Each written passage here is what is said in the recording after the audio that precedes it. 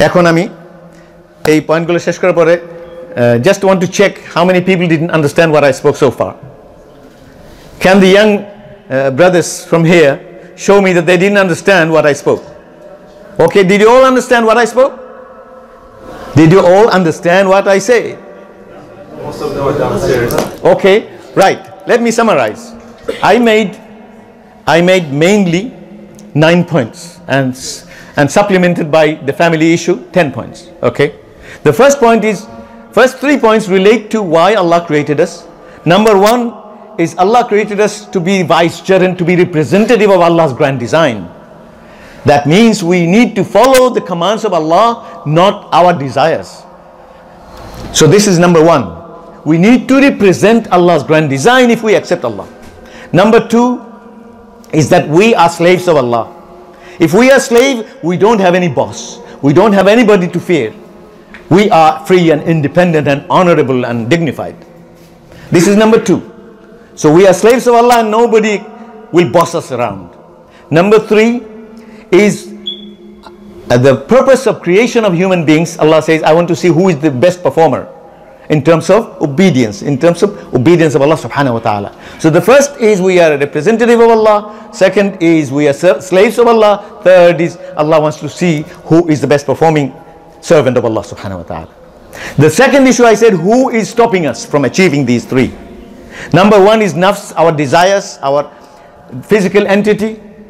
Ruh is the real human being. When the ruh goes out, we are dead bodies. When the ruh is separated from the body, we are no longer alive.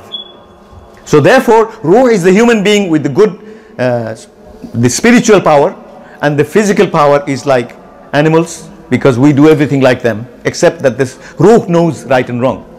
So the first reason is nafs, inside enemy. Second reason is society and culture. So be careful, my young brothers and sisters. Be careful. Do not take anybody as your models.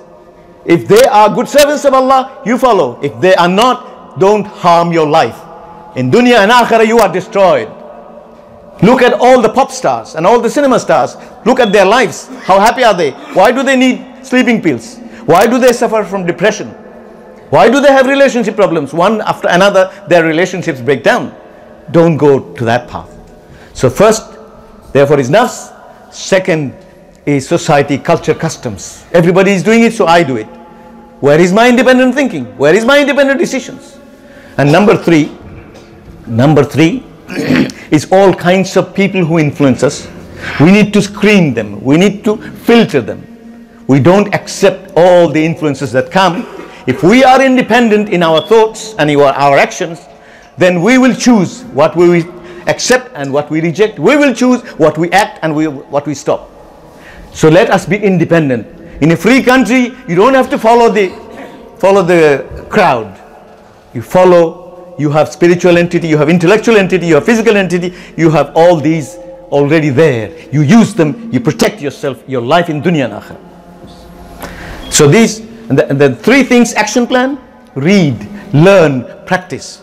That's number 1 action. Number 2 action, whatever you learn, you share, and it will intensify others' learning and improve others' lives, and you get reward for it.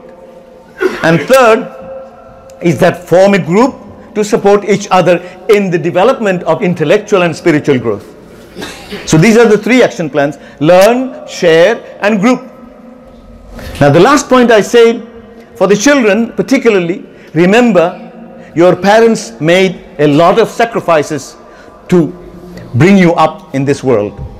Never undermine them, never insult them, never disrespect them. You may not like what they're doing, but never ever hurt them. Because if you hurt them, my brothers, young brothers and sisters, if you ever hurt anybody, I have seen 100% true, anybody who hurts their parents, their suffering starts in dunya and continues in akhirah.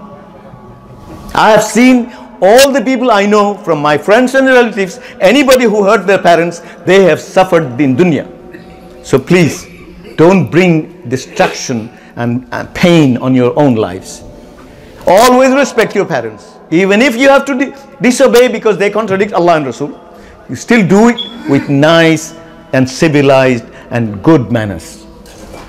then you will see the whole world is coming to help you, not harm you.